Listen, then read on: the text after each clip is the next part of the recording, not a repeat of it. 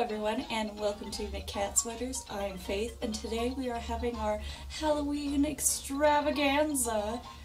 If you don't know, the Media Club, which this is the first episode of, is where I recommend to you movies, TV shows, books, video games, websites, all sorts of stuff.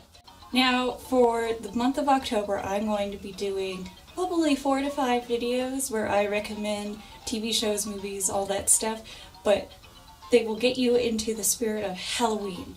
I don't know about you, but I get so excited about Halloween every year. Like, I have been excited since the end of August. Yeah, I know. I've been really annoying to everyone around me.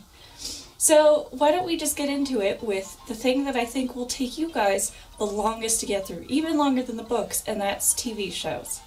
First off, we'll start with American Horror Story, an anthology series where each season has a different story and different characters. American Horror Story seems to get better and better each year. The first season involved a haunted house full of murderous ghosts. The second was about a 1960s insane asylum and all the abuse and supernatural happenings within it. The third, my favorite season, was about a coven of witches in present-day New Orleans. The fourth season is about a carnival set in the 1950s and all the people who staff it.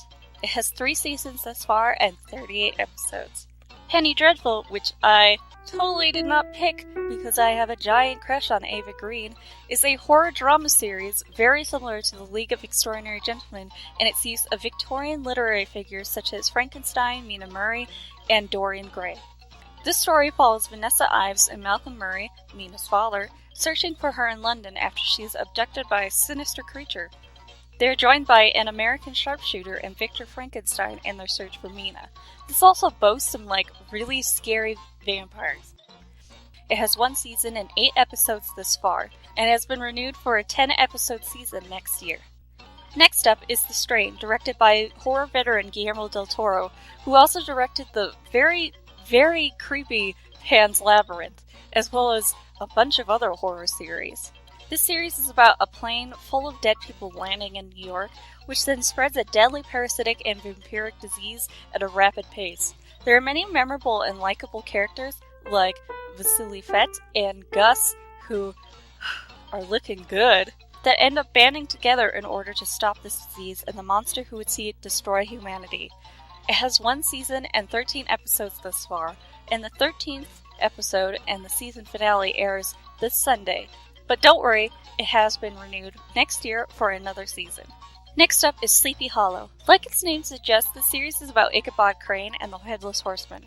However, this story takes a spin on the old tale and involves Ichabod Crane waking up in modern times to meet Abigail Mills, aka Queen of My Heart, who is a police officer who aids Crane in his objective of ridding the world of the Headless Horseman and stopping an even bigger threat from germinating in Sleepy Hollow.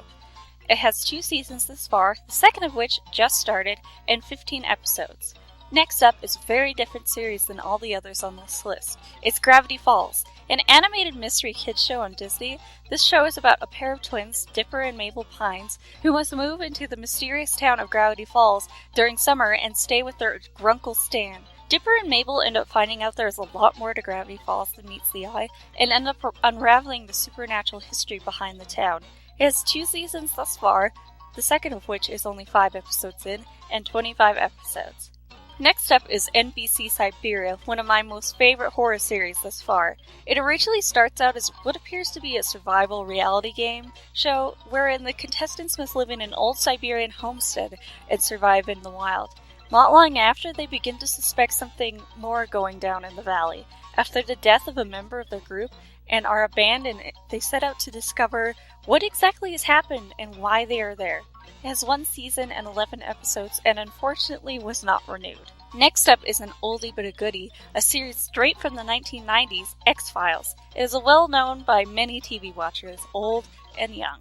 It revolves around Agents Scully and Mulder of the FBI and the many strange and mysterious cases they encounter.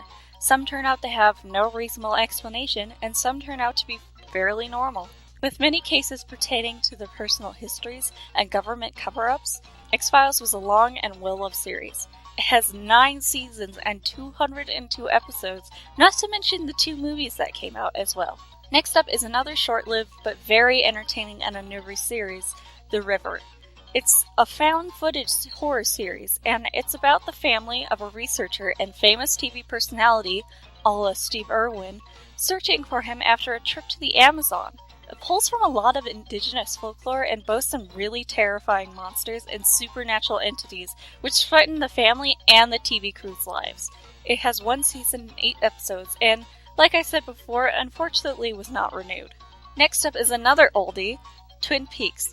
Another early 90s TV show. It was directed by the infamous David Lynch.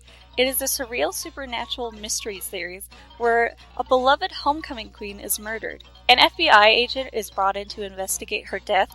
Though it seems normal at first, the story takes many twists and turns with its wonderful cast of characters and all the secrets between them.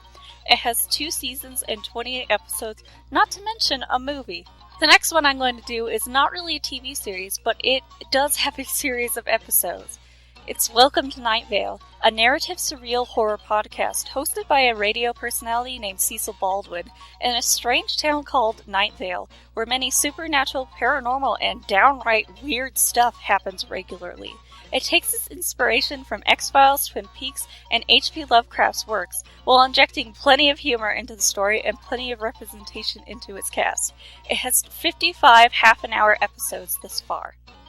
And that concludes our show. I hope I gave you a good variety of shows to watch, and I hope you enjoyed all of my suggestions. Now, if you want some more spooky stuff, you can check out my second channel, McSpooky Sweaters, where I read scary stories written by independent people on the internet. Alright guys, I hope you have a great day, I hope you have a great Halloween, and take care!